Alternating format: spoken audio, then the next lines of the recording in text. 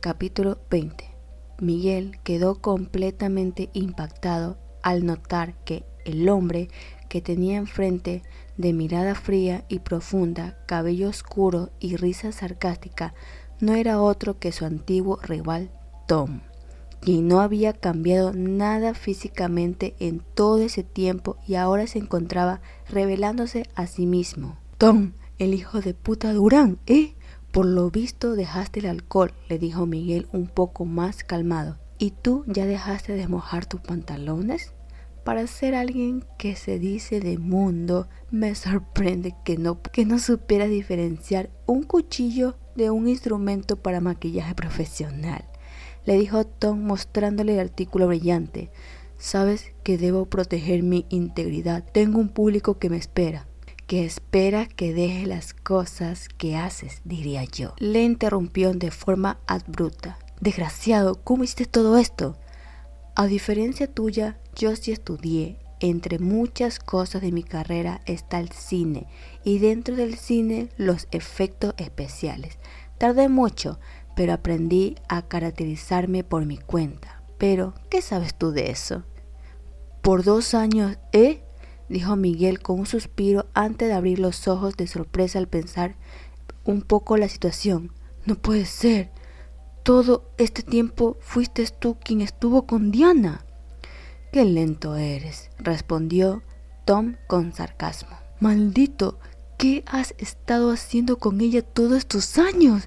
¿Cómo la has estado tratando? ¿Dónde está? ¿Qué le has hecho ya? Juro que te mataré si le has hecho daño». Dicho esto, Tom cambió su expresión, pasando de sarcástico y burlón a uno más serio. Se acercó a Miguel y le tomó por el cuello, alzándolo ligeramente. Lo miró fijamente a los ojos sin dejar tiempo suficiente a reaccionar en su contra. «¿Es en serio? ¿Crees que voy a ser un maldito degenerado como tú y contarte ese tipo de cosas? Lo que hubo o no entre Diana y yo queda entre nosotros. Más te vale no volver a preguntar algo así, ¿entendido?». Se acercó a su oído y comenzó a susurrarle. «Eso no me impide que lo deje a tu imaginación». Tom lo soltó de forma brusca, haciendo que Miguel se golpee la espalda con el respaldar del sofá.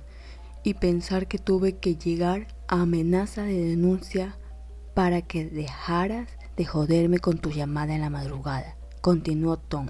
«¿Era realmente un logro para ti que yo sepa los detalles de tu intimidad con Roxana?» «¿Qué? ¿No me impide denunciarte por esto?», replicó Miguel. «Pues adelante, esto no es un secuestro, y esta herida tuya ya sanó por el alcohol, y yo mismo te puse. En cambio, yo sí puedo haberlo hecho en ese momento.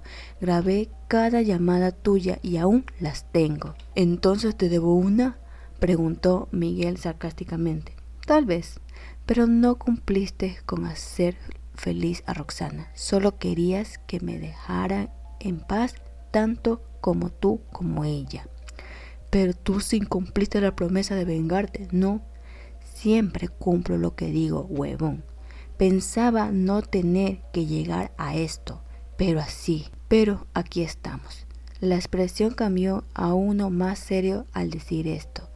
«Pensaba no tener que llegar a esto, dices. ¿Y qué pasó? ¿Roxana te llamó y volviste como perro faldero? ¿Qué es de ella, por cierto?», preguntó Miguel manteniendo el sarcasmo.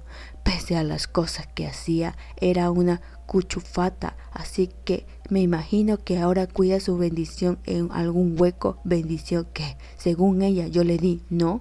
La expresión de Tom cambió a uno de tristeza. Se quedó callado y tomó una silla para sentarse enfrente a Miguel. No la miraba directamente como lo hacía segundos antes. Miraba al suelo con una vista perdida. Respiraba con dificultad, conteniendo diversos sentimientos, entre los cuales también estaba la rabia y la frustración. «Haces esto por ella y no puedes tenerla contigo», continuó Miguel.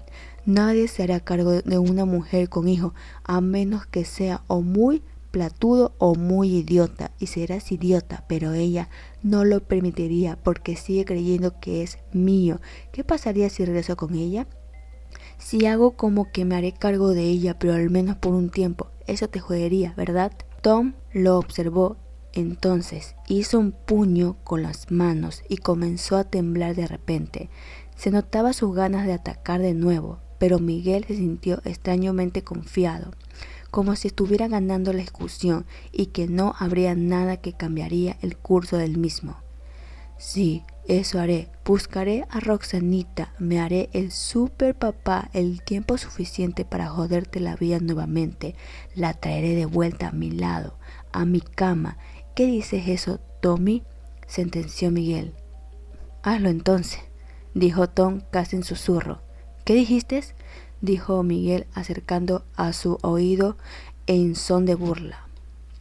Pues hazlo entonces, gritó Tom, poniendo su pie bruscamente y haciendo a un lado la silla, rompiendo en llanto. Tráela de vuelta. Si puedes ir al más allá y traerla de vuelta a la tierra, pues hazlo, estúpido de mierda.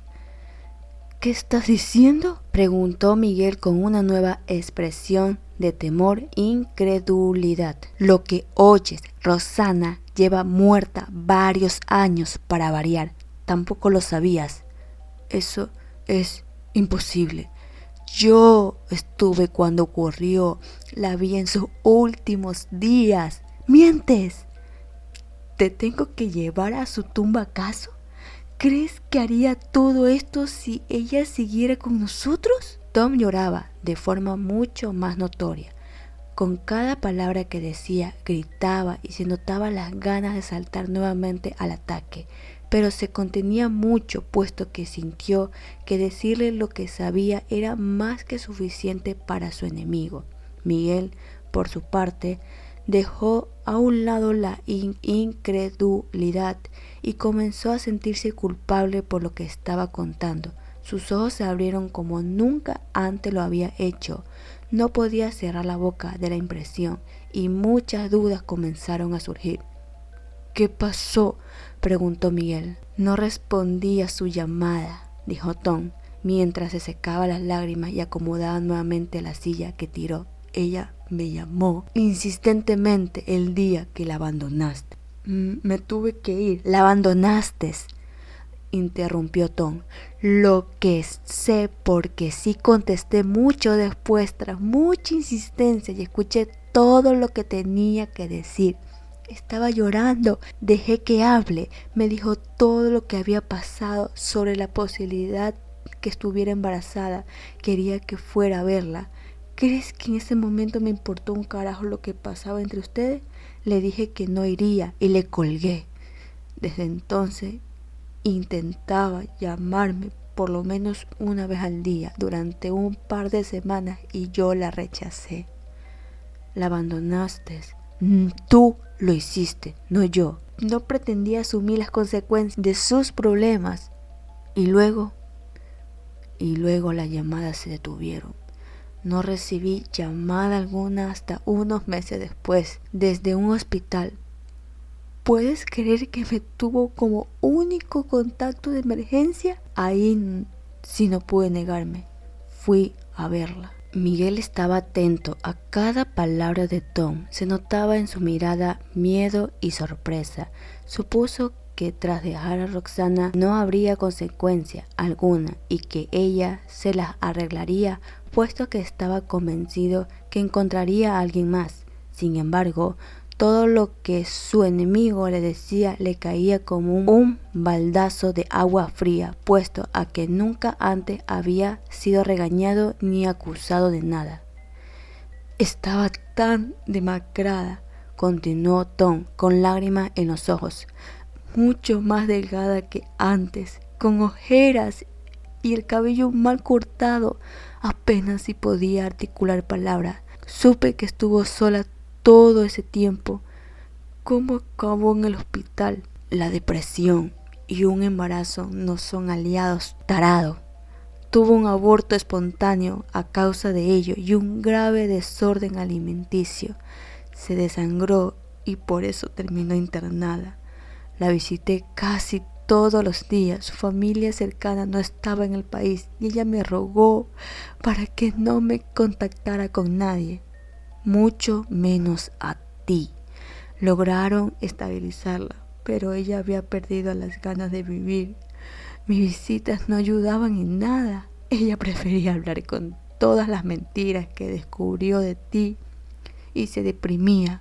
Eventualmente, la herida volvió a abrirse un día que fui tarde a verla. Cuando llegué, Tom se quebró un poco y tomó aire antes de continuar hablando. Ella ya no estaba ahí. No se pudo hacer nada para salvarla. Se había ido y lo único que obtuve de ella fue la carta que tú le dejaste cuando te fuiste. ¿Lo tienes?, preguntó Miguel sorprendido. Sí, respondió Tom con seguridad, entre otras cosas personales de ella. No es posible. Yo solo quería que nadie interfiriera en tu inexistente carrera de artista, interrumpió Tom enojado. La vida de un artista está llena de sacrificios necesarios. Dijiste cuando viniste aquí, ese tipo de sacrificio necesario. ¿Qué querías? No, claro que no, respondió exaltado y nervioso. Tom realizó en que lo dicho había causado un gran impacto en su rival, por lo que optó por dejar a un lado las lágrimas y tomar una actitud mucho más fría para obtener la información que estaba buscando. Bueno, dijo Tom tomando aire profundamente. Entiendo que no esperabas oír esto, pero tenías que saberlo. Cuando la visitaba, tuve la oportunidad de saber la verdad sobre ti, cosas que Roxana alcanzó a descubrir por su cuenta. No sabes nada, Tom Durán, le respondió a su rival cabizbajo. Claro que sí, mentira tras mentira, te dije lo que querías saber y ahora soy yo el que quiere respuesta, ¿entendido?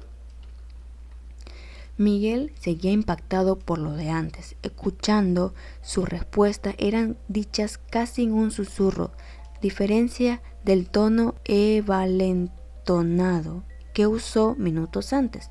Ya no lo miraba a los ojos, miraba al suelo y su mirada se perdía cada vez que intentaba recuperar la compostura. Se sentía avergonzado, pero principalmente temeroso de que sus acciones tuvieran más consecuencias. Ante la pregunta de Tom, respondió en silencio, asintiendo la cabeza de forma rápida.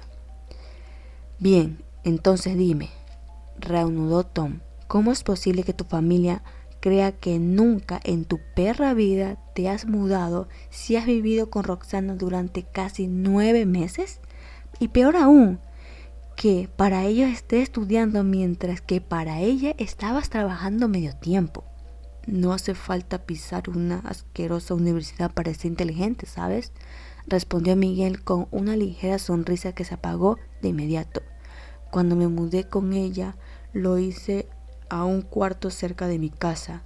Su trabajo quedaba muy lejos, por lo que tenía que irse un poco después de las 5 de la mañana, lo cual me daba tiempo para volver a mi casa antes del desayuno, mientras que ella creía que iba a trabajar o esperar que empiece mi turno. Interesante. ¿Y cómo hacías en casa? Simple. Llegaba temprano y para ella yo recién despertaba, y para volver con Roxana decía en casa que me iba a estudiar o realizar proyectos de campo, que volvería tarde, por la que no hacía falta que me esperaran despierta, no tenía vacaciones.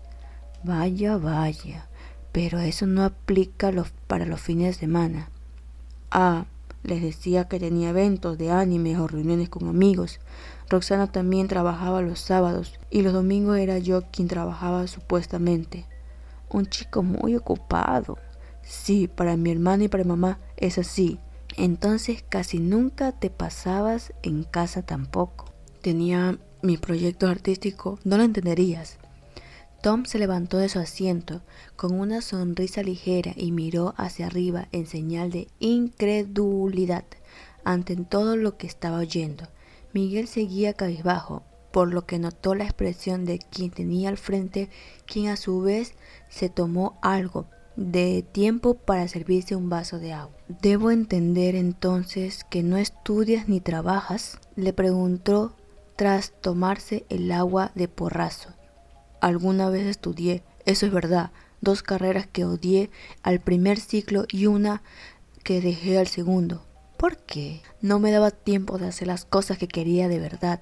Además, ¿crees que me gustaría hacer un alzado encerrado en una oficina de camisa y corbata como tú o como lo fue Roxana?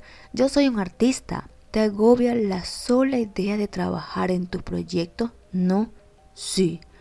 Por lo mismo era carísimo en su mayoría. Y si no trabajabas, ¿cómo los costeaba? Pues, amigos, pagábamos en cuotas y pues facilitó mucho que mi última universidad fuera de paga y que nadie en casa tuviera que pagar por mí. ¡Oh, por Dios!, gritó Tom exaltado. Esto es peor de lo que creí. Pero lo valía, le respondió casi igual exaltado Miguel. Si me convertía en un artista lo más pronto posible, ganaría suficiente dinero para devolver a mi madre todo lo que gasté con creces. Solo necesitaba un productor que me descubriera y ya no existen los mecenas. Kisetenshi, le interrumpió de inmediato.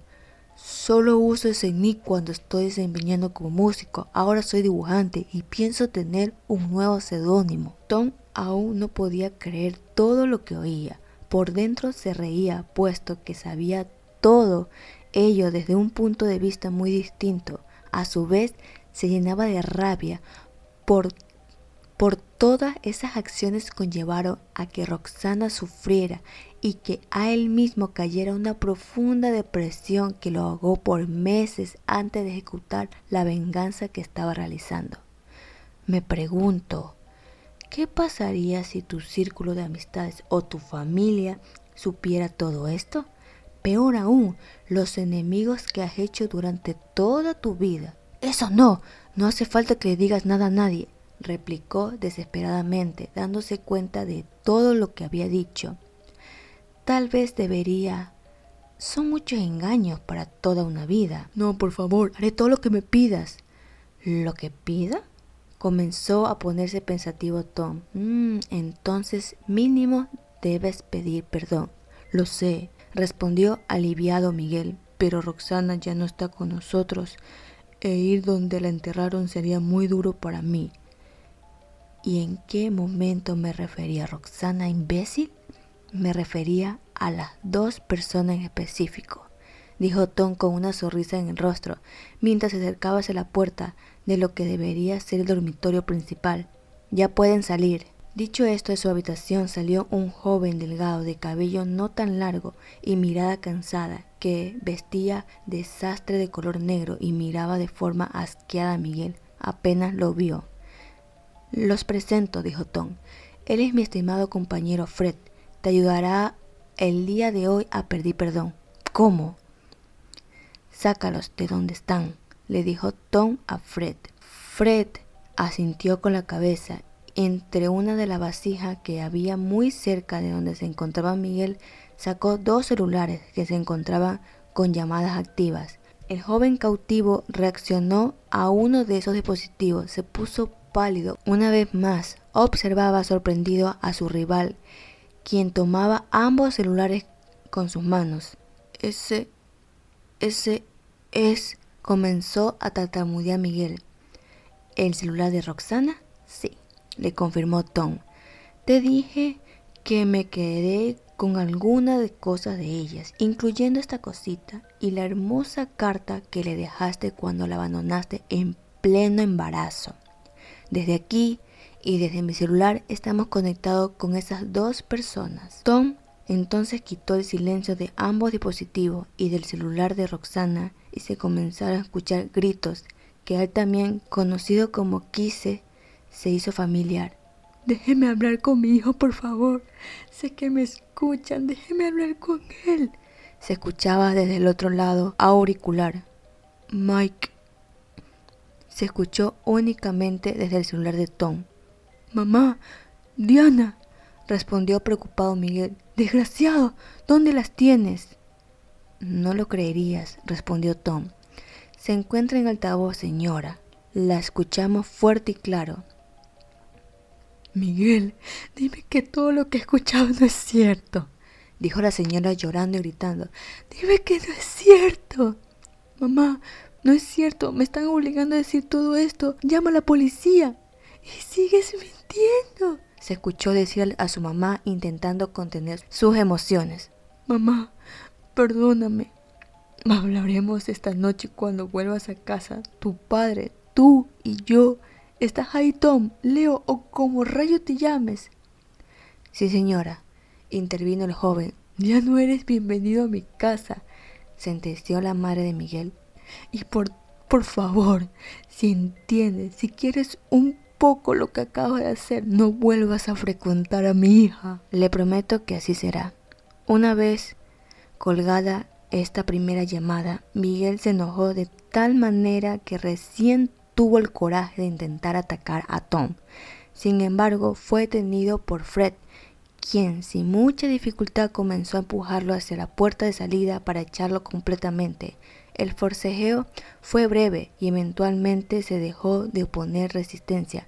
¡Maldito, me vengaré algún día de esto!, vociferaba mientras Fred le guiaba hacia la puerta de salida, quien de pie un momento en el umbral. No lo creo, galán. Para cuando lo hagas estaré tan alto y lejos de ti que seré intocable, sentenció Tom antes de cerrarle la puerta en la cara y golpearlo en la nariz. Espero que se arregle tus asuntos. Ya rendido y preocupado por las consecuencias de lo ocurrido, Miguel dejó de forcejar con Fred y se dejó acompañar hacia la calle para enfrentar a su madre, con el fin de no cambiar el estilo de vida que había llevado religiosamente por años. Mientras tanto, Tom se sirvió otro vaso de agua y quiso llamar a Diana. Notó que la llamada de su celular seguía activa.